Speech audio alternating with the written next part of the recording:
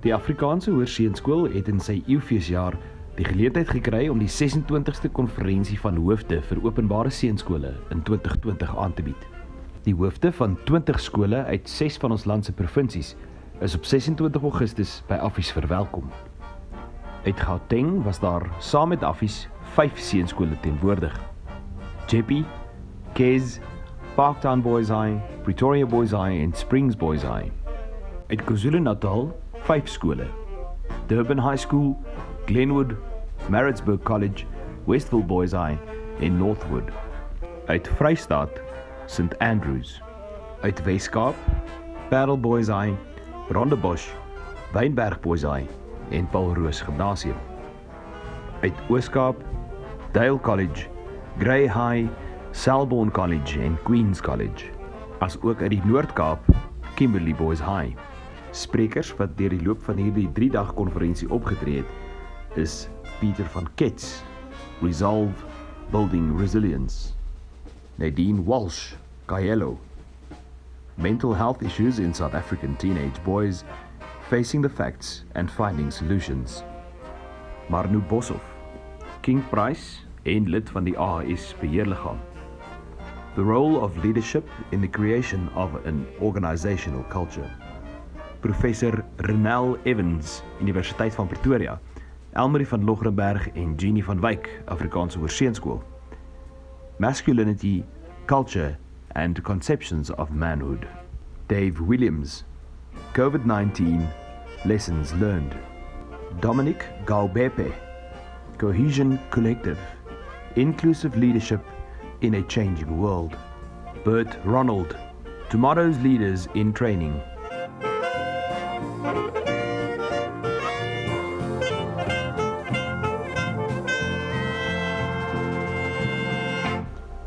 Dit is gebruik by hierdie seunskole konferensie dat die gasheerskool aan die gaste voorgestel word. Affies het die historikus professor Frans-Johan Pretorius, oud Affie matriek in 1966, gevra om die eerste aanbieding van die konferensie te lewer. Sy onderwerp was The Beginnings of the Afrikaanse Hoërseunskool Pretoria in Context. Hier volg professor Pretorius sy insiggewende lesing. Thank you very much, Mrs. Peregrine Joint, the headmaster of Affies, and Mr. Dirk Taljaard, for the honour I have of giving this paper as an old Affie, and as you can see, a very, very old Affie. As you know, the Afrikaanse Hoërseunskool is 100 years old this year, so I was requested to give a brief historical overview of the beginnings of the Afrikaanse Hoërseunskool Pretoria and put that in context. A history of the school starts with a lesson on the history of the Afrikaner and a history of Afrikaans. And in all attempts to be objective, I can state that Afrikaans as a language and what it has achieved is quite remarkable.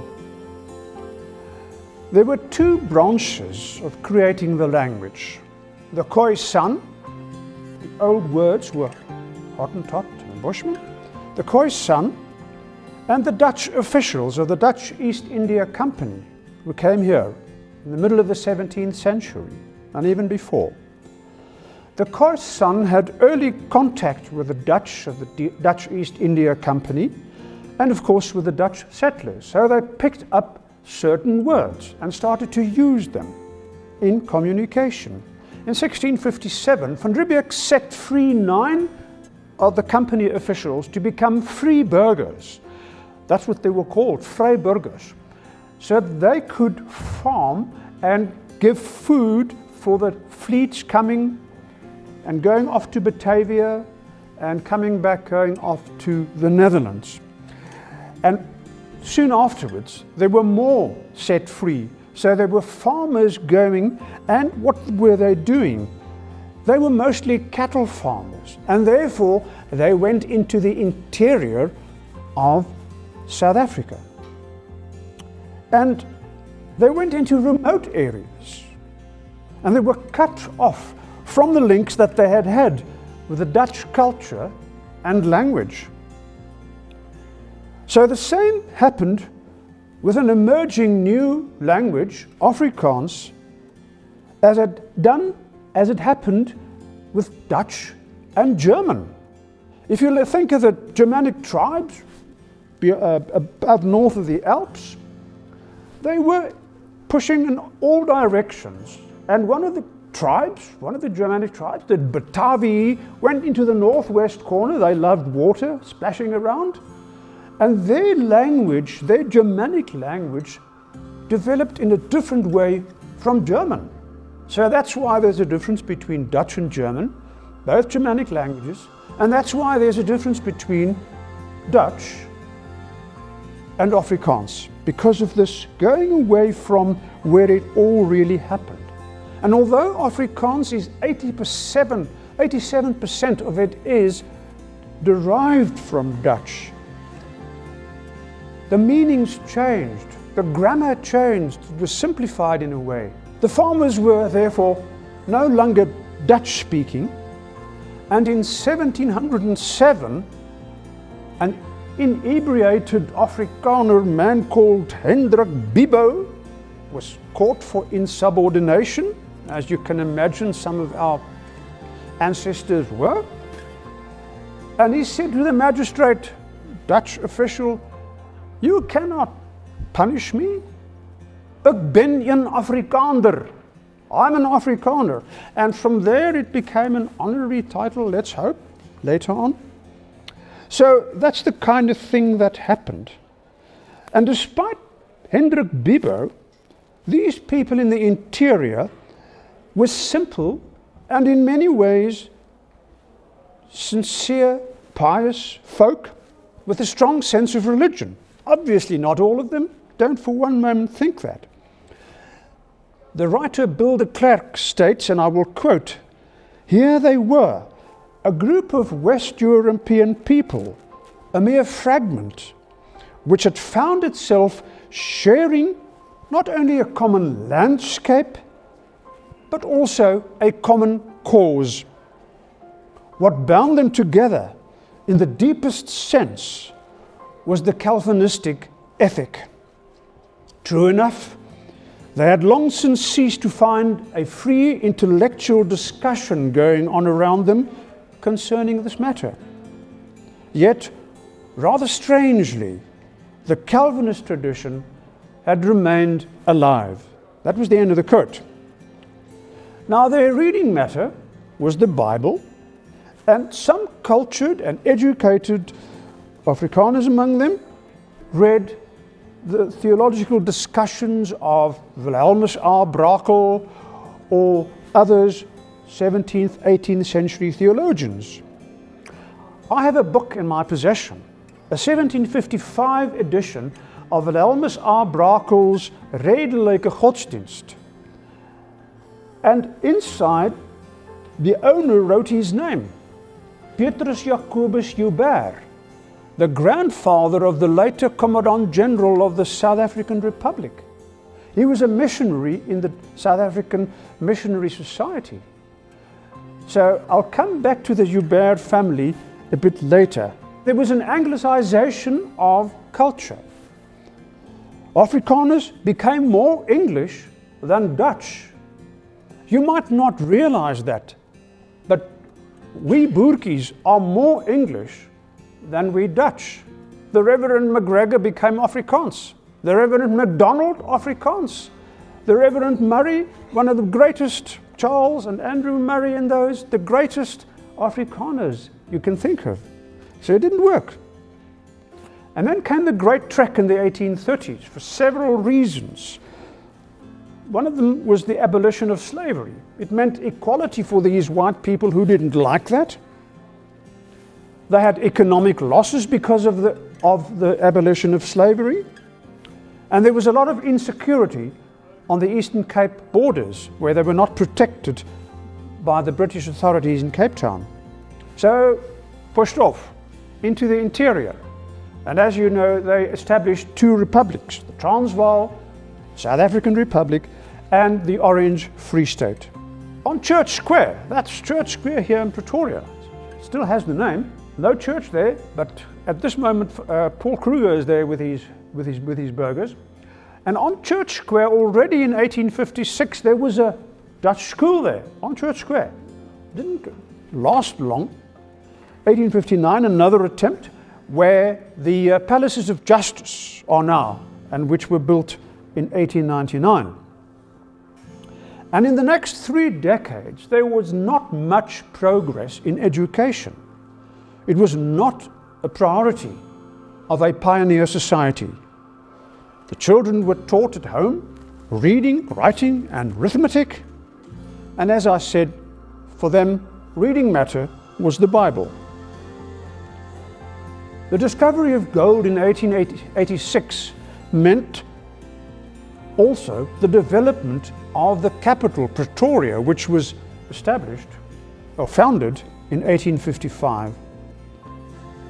But President Kruger imported many Dutchmen from the Netherlands to uplift the civil service, and amongst them there were many teachers.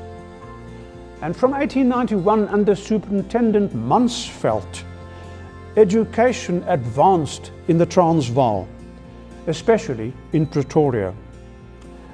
One of the schools, you might know this one, the Staatsmodel School, the State Model School, and then the Staatsmeisje School, which is also still in Pretoria. And then in 1897, the Staatsgymnasium, the State Gymnasium. And the medium of education, despite these people speaking Afrikaans already, was Dutch. Of the State Gymnasium, Fabian Ware, who just after the Anglo-Boer War, South African War, was the Director of Education in the Transvaal under the British administration, he stated in 1905 that in regard to standard, method, staff corps, and administration, it did not have its equal in South Africa. Fortunately, most of your schools weren't there then, so you can buy this from Mr. Ware. The Anglo-Boer War, South African War of 1899 to 1902, with a British scorched earth policy, brought in its wake unbelievable devastation and poverty to the Transvaal. 30,000 homesteads had been burned down, and hundreds of thousands of livestock killed. This meant urbanization, particularly to the Witwatersrand, but also to Pretoria. And to the east of Pretoria, there's a suburb now called Danville. Those used to be what was called the burgerrecht erfen, the burger right stands given to poor people. And after the war, the Afrikaners, a beaten people, formed a political party, Het Volk, the people, under General Louis Botha. Politically speaking, the Afrikaners were back in power because of their numerical majority amongst an only white electorate. But culturally and economically, they had to bow before British imperialism. Economically, they were to remain the poor whites of the Transvaal for at least 2 decades, 2 generations, I mean. Culturally, they could not stand up against the superior and long-standing British culture of more than 1,000 years, especially with their lack of knowledge of Dutch, since they were speaking Afrikaans, basically the Afrikaans that we know today. They couldn't speak Dutch anymore, nor could they read that, nor could they write that. So what was the position in Afrikaans by 1905? For that we have to look at the history of Afrikaans in the 19th century. As I've mentioned, Afrikaans had already taken shape with the advent of the British early in the 19th century. It was spoken by both the white settlers and the indigenous Khoisan people who became free after the abolition of slavery in 1838. But Afrikaans only became a written language around 1860, with a translation of a part of the Islamic Quran and a piece written by Morant called Samenspraak tussen Klaas Waarzegger en Jan Twijfelaar, which in some circles is regarded as the first book in Afrikaans in 1861.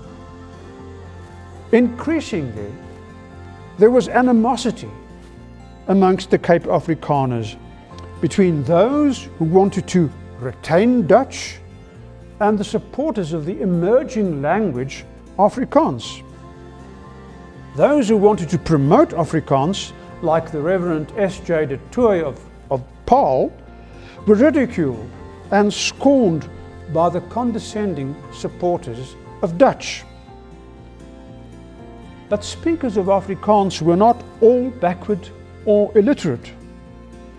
De Tooy, with a small group of well-to-do citizens in Paarl, founded the Genootskap van Regte Afrikaners, the Society of True Afrikaners, in 1875, with as its mouthpiece the newspaper Die Patriot. Their motto was, "Ons skryf soos ons praat." We write like we speak. This was the so-called first language movement for Afrikaans. However, the defeat of the two Boer republics in 1902 brought the development of Afrikaans temporarily to a halt, with the Peace of Vereniging, which ended the Anglo-Boer War in 1902. The treaty determined that the medium of instruction in schools was to be English, but Dutch could be taught as a subject if it was desired by the parents. However, this was soon put paid to by the governor of the Transvaal, Lord Milner, with his Anglicization policy. Dutch was now out of the question as a means of instruction, and Afrikaans not even in the picture. Children who spoke Dutch, actually Afrikaans in class, had to stand in the corner with a hat on and with a tag, Dans, or had a placard around their neck saying, "I'm a donkey, I speak Dutch." This was of course very humiliating to a people already stunned by the devastating outcome of the Anglo-Boer War. The result was Christian national education, funded by prominent pro-Afrikaners in the Netherlands, with instruction in Dutch for the early standards or grades. However, by 1905, the funds had dried up and the schools were integrated into the state schools of the colonies. One of these colonies was the East End School, founded in 1897 in Pretoria. If you know Sunny Park, just to the west of Sunny Park.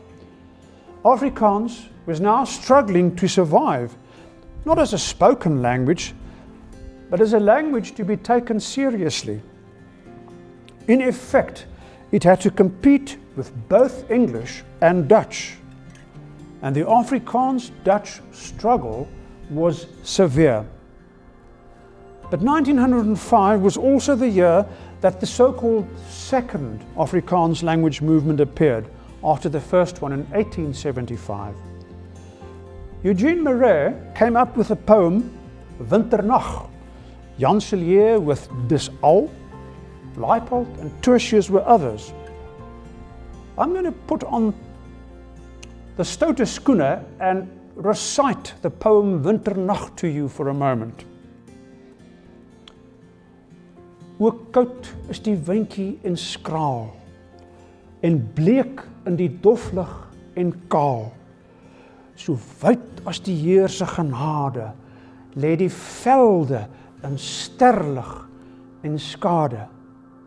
En hoog in die rande, versprei in die brande, is die grassaad aantroere soos winkende hande. O treurig die wysie op die ooswind se maat, soos die lied van 'n meisie in haar liefde verlaat. In elk grashalm se vou blink 'n druppel van dou, vinnig verbleek dit tot ryp in die kou. Dis al. I don't have time, but perhaps I should include that because it's small. This prisoner of war coming back after the Anglo-Boer War to his homestead on the farm, and there's nothing. It's white. There's nothing. There's a blue sky intensifying the nothingness there. And then he walks, and there's a grave. A bird flying above. Lonely bird. And then he sobs because that's his wife.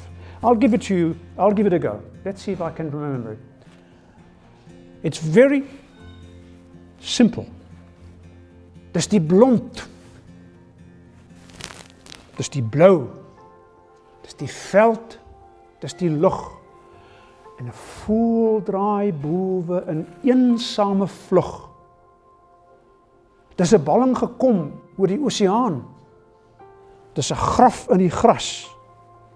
Dis 'n vallende traan. Dis al. Gustav Preller, with the biography of the Voortrekker leader Piet Retief in 1906, was part of the second Afrikaans language movement. And now his work and Winternag were an indication that Afrikaans had the potential of having a great literature. Also in 1905, Preller founded the Society of the Afrikaanse Taalgenootskap in Pretoria. His purpose was to convince Afrikaners that Afrikaans was their language and that they should apply it as a spoken and written language and develop a pure Afrikaner national feeling. General Jan Smuts, his law of 1907 as Minister of Education in the Transvaal, the self-governing Transvaal, gave a neutral education system. In the early standards, the mother tongue, and after Standard 3, tuition in English. And then came the Union of South Africa, the 4 former British colonies in 1910, and English and Dutch were the 2 official languages. And this was the work of former President Steyn and General Hertzog. In the meantime, in 1909, there was the founding of the Suid-Afrikaanse Akademie vir Taal, Letteren en Kunst. And this name soon changed to become which is still there, Suid-Afrikaanse Akademie vir Wetenskap en Kuns. The majority of these members of the Suid-Afrikaanse Akademie, academics and writers, preferred Afrikaans to Dutch. Afrikaans had now shaken off the label as a kitchen language. The strong cultural urge for Afrikaans soon obtained a political colour. Dissatisfaction with Generals Botha and Smuts' predilection for English and what was regarded as their lukewarm attitude to the Afrikaner way of thinking, and their propagation for the interests of the British Empire above South African and Afrikaner interests, saw the founding of the National Party in 1914 under Hertzog. This gained momentum with Botha leading the Union into the First World War, South Africa into the First World War, on the side of Britain, and Smuts unsympathetically not interfering to prevent the execution of the rebel Joopie Fourie in the rebellion of 1914. The result was that Afrikaner political ideology and culture were starting to merge. They were being cut from the same cloth. And this was to endure for many a decade. But sentiments for Afrikaans was on the increase. In 1912, the Vereniging van Onderwysers en Onderwyseresse in Suid-Afrika accepted a proposal that, quote, the time had come to accept Afrikaans as medium of instruction in the early years, end of quote. In 1917, the 3 Afrikaans churches in Pretoria also expressed the desire for Afrikaans as a medium of instruction for schools. The result of these pressures was that the Transvaal Provincial Council accepted a resolution in 1918, and I quote, that Dutch, as one of the official languages of the Union, will include Afrikaans, and that Afrikaans should be recognized for all official purposes. End of quote. Two other factors were present. Schools in Pretoria had reached their capacity, and new schools were required, and the authorities were neglecting the Dutch schools. It was in April 1918 that the Reverend Chris Neethling and Jan Joubert, Member of Parliament for Pretoria North, and the son of General Piet Joubert of the South African Republic, and in other words, his great-great-grandfather had that book that I possess, the Redelike Godsdienst from 1755, with that emphasis on Calvinism, the sovereignty of God. Very interesting that there is this connection. Interestingly enough, the Reverend Neethling and Jan Joubert both had a personal connection with Joopie Fourie, that rebel who had been executed. Jan Joubert was his mate at Grey College in the late 1890s, and they both were fiery Afrikaner patriots. Neethling was the minister who had attended to Joopie Fourie in his last hours before his execution in 1914. By now, Neethling had come to the fore as a strong champion of narrow Afrikaner interests. In February 1919, 60 people were present at a meeting in the hall of the Dutch Reformed Church in Koch Street, now Bosman Street, where, quote, the interest of Afrikaans education, end of quote, was discussed. It was reported that the Pretoria School Board had ascertained that many parents wanted an Afrikaans school. So a working commission under the chairmanship of B.R. Hutting, former church minister, and like so many Afrikaners, they become politicians. He became a member of the provincial council. And this working council was established under his chairmanship with the instruction to handle the founding of an Afrikaans medium school. With the support of the Pretoria School Board, a delegation consisting of Hutton and those two guys, Neethling and Jan Joubert, and two others, went to see the administrator of the Transvaal, Alfred Robertson, for this purpose. The outcome was positive. By the end of 1919, the school board was informed by the Transvaal Education Department that, quote, the proposal for the establishment of an Afrikaans high school in Pretoria had been approved by the Executive Commission of the Provincial Council. End of quote. A dream had come true. Whereas the Reverend Neethling and Jan Joubert should get the honor for the initial ideal for an Afrikaans school, it was Hutton who turned out to be the driving force to realize the ideal. In November 1919, it was announced in the press that Jan Joubert had made the house of his father, the deceased Commandant General Piet Joubert.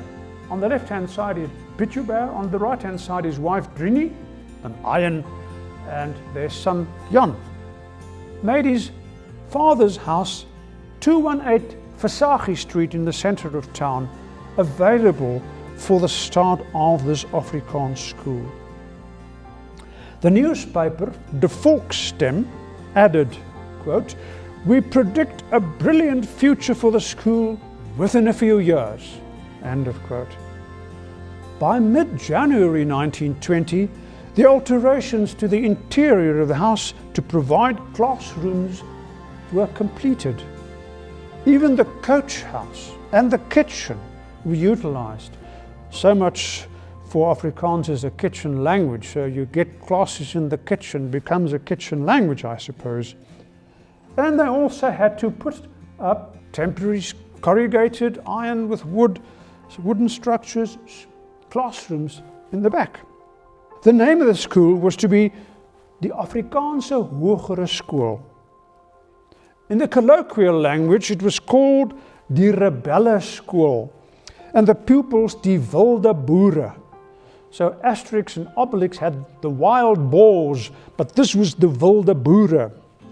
It was a rebel school because they had to cope with the contempt and hostility. The opening of the new school was on 28 January 1920. Mr. J.A.K. de Lange, who had been seconded from his primary school in Gesina, was the temporary headmaster. He later recorded with some added effect, quote, "A small group gathered together on that morning." That's now 28 January 1920. On the faces there was earnestness and determination because they believed in a high school in their mother tongue. End of quote. There were 35 pupils in Form 2 and 10 in Form 3. 45 boys and girls in total. The staff consisted of Mr. de Lange and 2 assistants, Mr. Davy Milan and Mr. Vos. And 2 weeks later, Mr. Zak joined the team as the teacher for German. At the end of the first term, exams were written. And with his work done, Mr. de Lange returned to his school.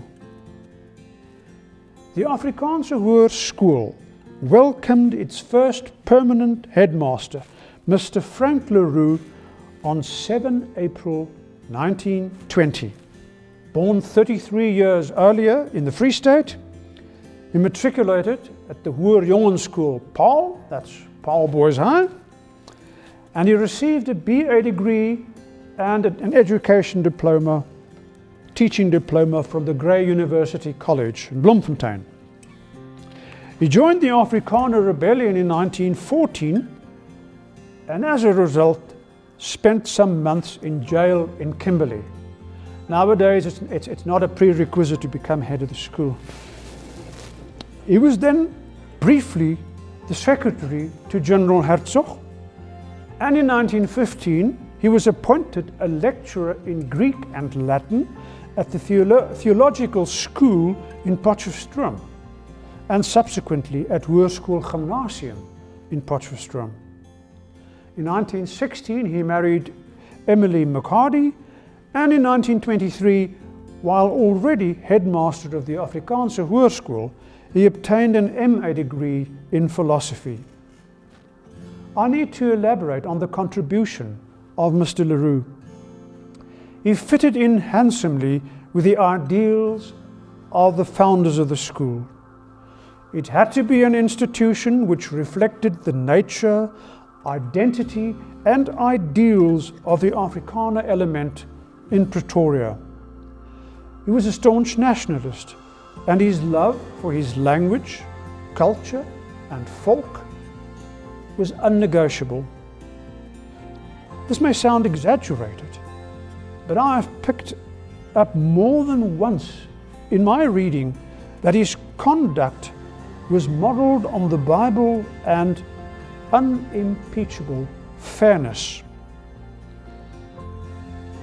And what I think, at the same time, he had this pitiful empathy for a transgressor. I did not experience that myself. Despite my appearance, it was a bit before me. He had that special love for pupils.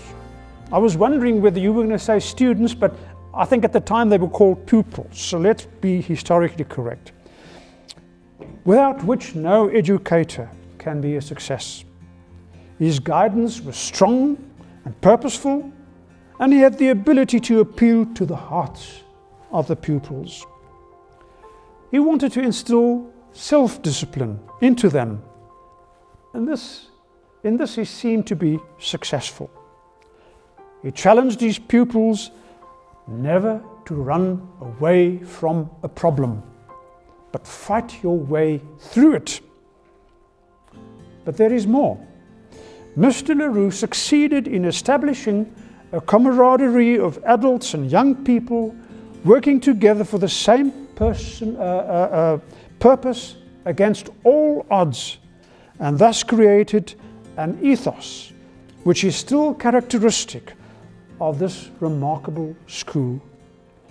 Small wonder he was affectionately called Pa Leroux. And now some pointers to indicate a few early achievements. On the same day that Mr. Leroux assumed responsibilities at the Anglo-Boer War School in April 1920, Form 1 was introduced with 2 pupils. So there we have the first group of the 1920 Anglo-Boer War School, a mixed school. They were Afrikaans boys.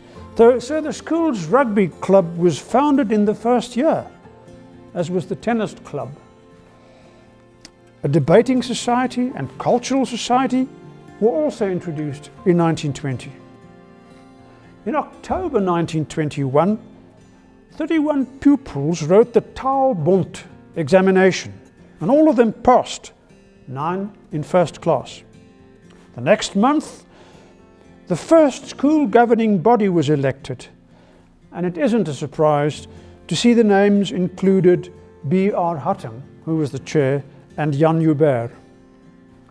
The second year, 1921, started off well too, and now there were 130 pupils, 74 boys and 56 girls, and 8 teachers. 1921. In the same year, the rugby team, which included some of the teachers, played in the city's 3rd league. In the centre, just to the right of the captain, is Mr. Leroux, who played hooker. 12 May 1921 was an historic occasion when Afrikaans were played Pretoria Boys High for the first time, and Boys High won 5-0. 1921 also saw the start of a library and the choice of green, orange and red for the school colours, a school badge with a rising sun, the growing strength of Afrikaans and of the school, and an ox wagon to spread the light. Well, it was going to spread the light very slowly, I think. And the motto in Afrikaans, as you know from Genesis 1 verse 3, Laat daar lig wees, let there be light. The Christian Student Society was also founded in 1921. The next year, the first separate residences for boys and girls were hired in town, which did much for fostering the camaraderie. The koshuis was to play a major role in the history and ethos of the school, and still does. The first Form 5 class was in 1922 with 5 pupils, 3 boys and 2 girls. Obviously Piet Joubert's house was too small and new grounds had to be found, also when compared to the huge grounds of Pretoria Boys High School and Pretoria High School for Girls. A solution came when Hertzog's National Party came to power in 1924. After careful consideration, a terrain in the suburb of Clydesdale was identified in 1925 by the Provincial Executive Council. Clydesdale starts just on the other side of Linwood Road. Here the railway line and the tram line were favourable, and it was adjacent to the so-called Oostlikes sports grounds, which is now Loftus Versveld. 1925 also saw the year that Afrikaans was recognized as an official language together with English in South Africa. Prime Minister Hertzog laid the foundation stone on 25 November 1925, emphasizing in his speech that the pupils should use Afrikaans grammatically correct, but at the same time they should not neglect English. And then they drew up plans for the new building. And so the new school building was occupied.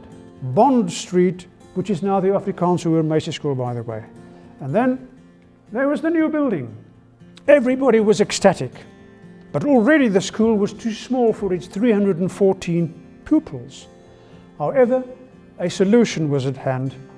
The new building of Oosteind School, the Dutch school across the street, this one, in College Avenue, now Linwood Road, which had been built in 1922, had more classrooms than the Bond Street School, and the number of Oosteind pupils were dropping anyway, because Afrikaners did not want to send their children to the Dutch school anymore. So in January 1928, Afrikaans and Oosteind literally swapped schools across the street. And Afrikaans here now had 360 pupils and 19 teachers. The next year, we find the hoisting of the Union flag on the 1st of June 1928. Then they also had, in that year, their first athletics meeting. A boy who excelled in the 100 yards, 200 yards, 220 yards, 440 yards was Eric Grimbeek, who became the school's first Springbok in 1936 at the Berlin Olympics. And then a cricket team, very bad, they couldn't even bowl a maiden over. And then came the good news. Towards the end of 1929, the Transvaal Education Department announced that because of its numbers, Afrikaans Hoërskool should split, as had been suggested by the parents before, into a boys' school and a girls' school. The last day that girls and the boys were together were on 18 December 1929. There was huge excitement, but also sadness over a bygone history. Afrikaans Hoërseun School in 1930. There was an extra piece of good news. The TED had approved of their own residence, which was started immediately. It is still used for the juniors and is called Huis Pannevis, after a staunch Afrikaner activist in the 19th century. The final word. In early 1930, Oosteind moved into a house in the suburb of Makkelneuk, and Bond Street became available for the girls as Afrikaans Hoërmeisie School. And on 4 April 1930, the girls said farewell to the boys and moved to the Bond Street building as the Afrikaans Hoërmeisie School. And the boys were now here at the Afrikaans Hoërseun School, Pretoria. And that was 2018. Thank you very much.